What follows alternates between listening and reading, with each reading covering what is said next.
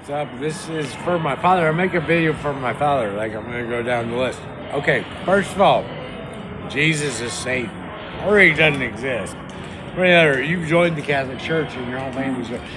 I joined the Catholic Church, so we're all in the same boat. So I'm trying to save you. Because you're my father. My father will fight against. But anyway, so number one, right? Herod dies 4 years before the angel goes and proclaims, Herod's coming to kill you. That's one. Number two, Jesus, if you want to believe that whole story of the Herod, even though Herod died 4 years before Jesus was born to try to kill him, I don't know how that happens. I don't know. Maybe you just need some faith. Number two, I got lost.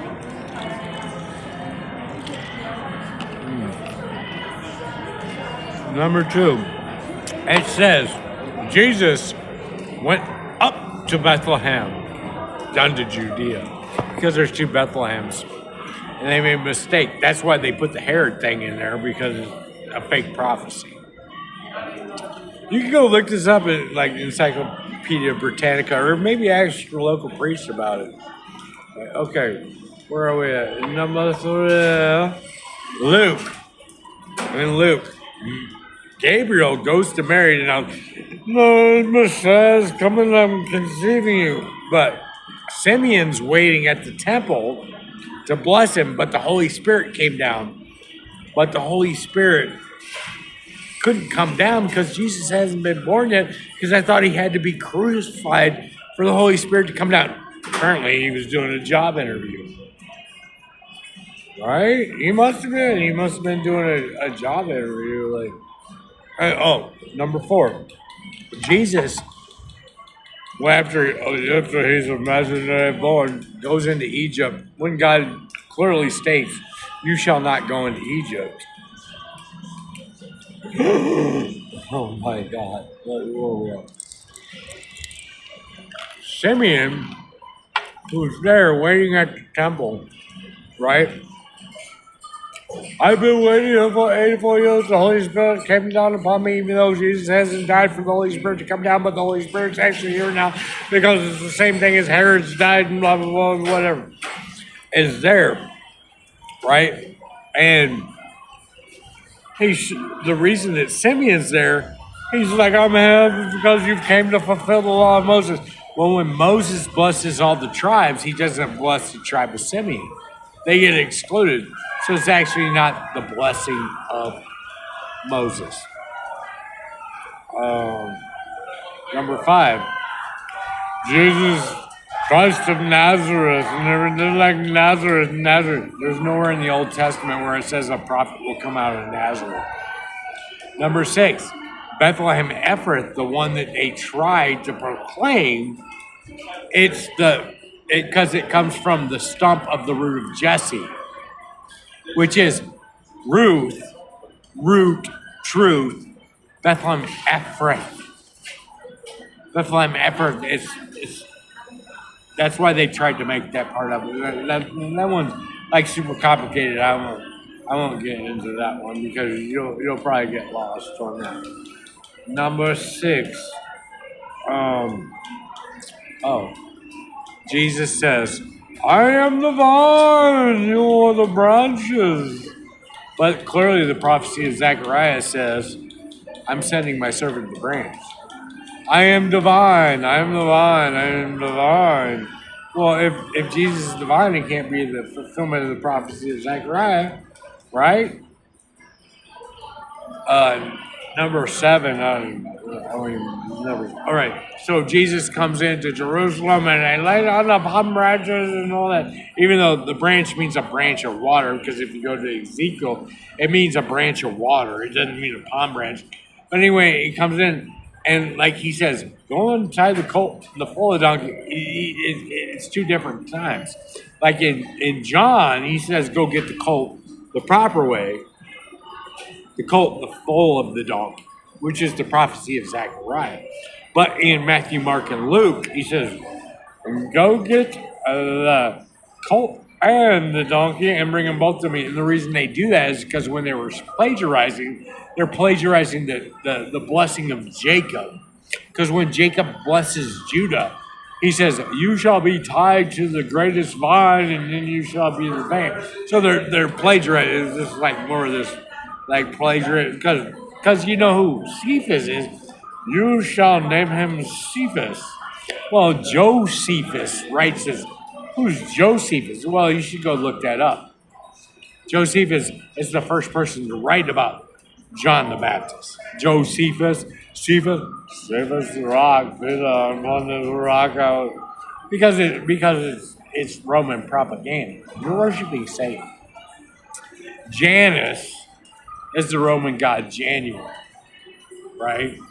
Roman god sounds like Jesus, doesn't it? You know what? You ever seen a picture of Janus? He has a key. I have the key of Peter, and whatever you loose in heaven, you can, whatever loose on earth, it will be loose in heaven. Really? That doesn't, like, so what Janus or Jesus is actually saying is, Peter, man, whatever you say, God has to do. How blasphemous is that? Have you ever seen a picture of Janus? It's like the Roman god, January. You know when his birthday is? It's January. Saturn.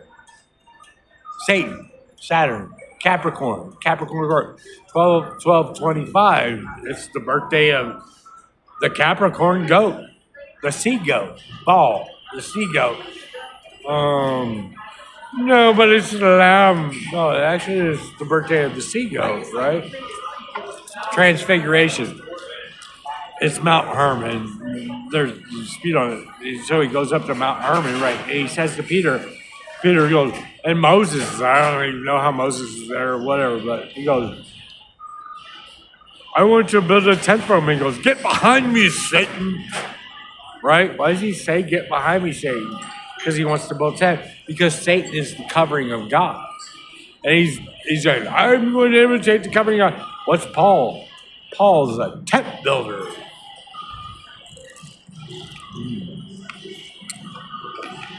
I mean, here's a whole bunch of everything. So, the Israelites wander in the desert for 40 years. God leaves the Israelites in Egypt for 400 years.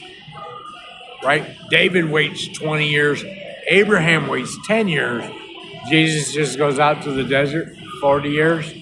Paul's only got scales on his eyes for like 3 days and he's good. That doesn't sound like God at all, does it? I mean, it really does. It doesn't sound like God. 1 Corinthians, the only place where Paul maybe mentioned a Eucharist, there's no place else and anywhere but the three Gospels, Matthew, Mark, and Luke, where anybody mentions the Son ritual of the Eucharist. It's not in any of the letters anywhere. Where'd it come from? Paul, the most fervent teacher of Christianity, who is like most of the New Testament, the Eucharist isn't mentioned one time in any of the letters. He didn't say, you guys need to make sure you go do this Eucharist Son ritual. Oh, yeah. I don't even know. I got something. Revelations 3:7. To the angel of the church of Philadelphia, I am the one and holy and true. I have the key of Judah. What? You have the key of Judah? Where's the key of Peter? Well, there's the key of Peter, and there's the key of Judah, and there's the key of hell, and there's like all these keys. Like, you guys should probably get a keychain in case you lose one.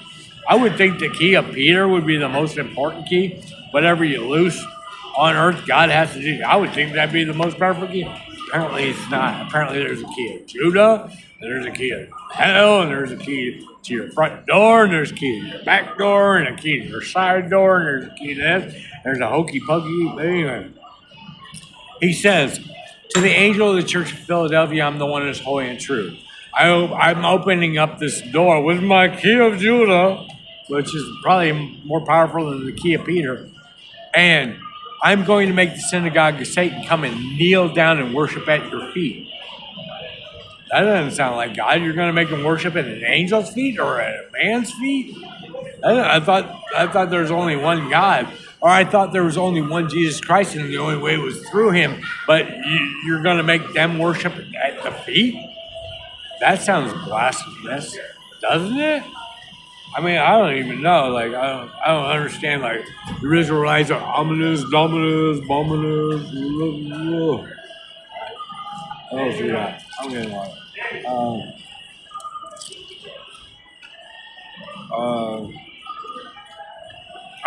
Habakkuk. You go to the prophecy of Habakkuk. It says, God, why do you make men fish and then make him a fisher and he takes his dragnet, fishes you out and takes everything from him? What does Jesus say? I'm going to make you a fisher of men. Habakkuk. You can go read. You should go look up Habakkuk, man. Just go look up that prophecy. What does Jesus say? He says, I am the morning star in Luke. Who is the morning star? Isn't it Satan? Isn't the morning star Satan? Jesus says, look, I am the morning star. And when I come back, I'm going to burn the world. And Father will fight against Son, and Son will fight against Father. Right? But what does he tell you to pray? He says, you need to pray the Our Father. Our Father up in heaven, blah, blah, blah. Oh, I need to pray the Our Father. So I'm going to fight against my Father because Jesus says he's the morning star and Father will fight against Son and Son will again fight against Father. So I'm going to make God the Father and we're going to fight against God. Jesus says, all right, here's another. He says, Jonah was in the belly of the fish for 3 days. I'm going to do greater than Jonah. Jonah's in the belly of the fish because he disobeyed God.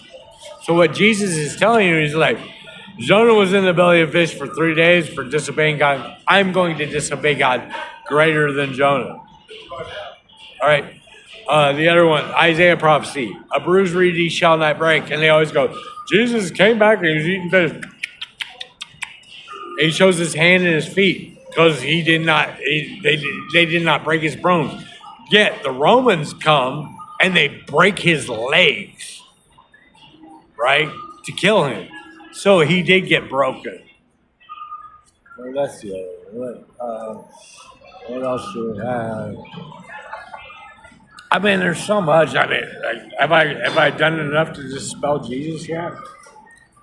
Oh, I got something. I'm gonna go through the prophecy.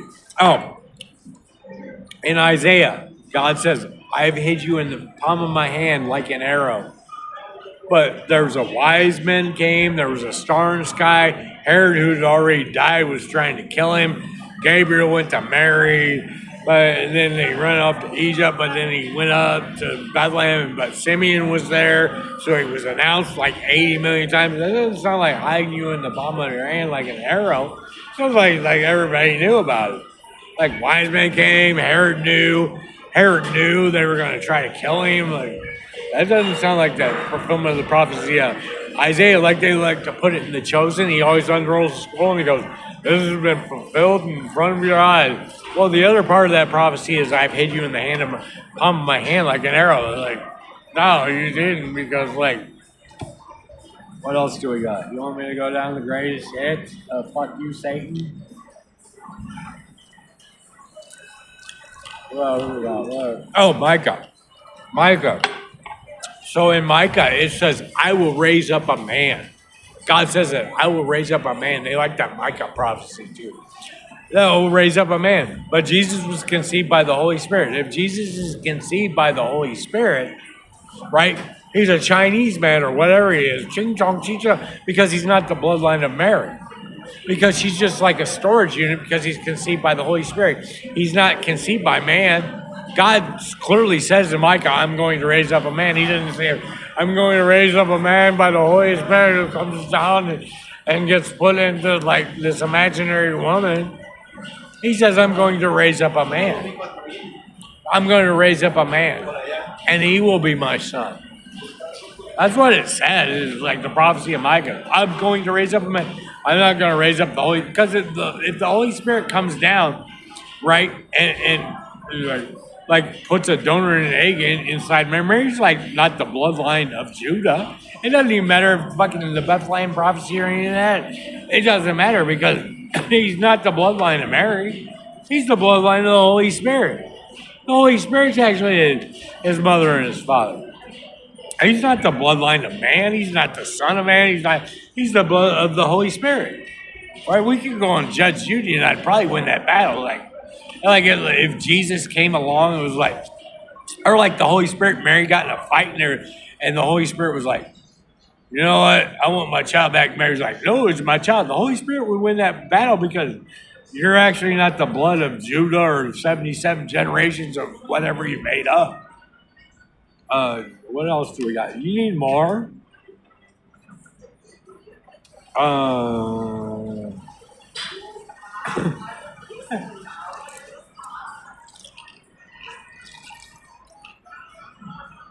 could tap Luke all day long, dude.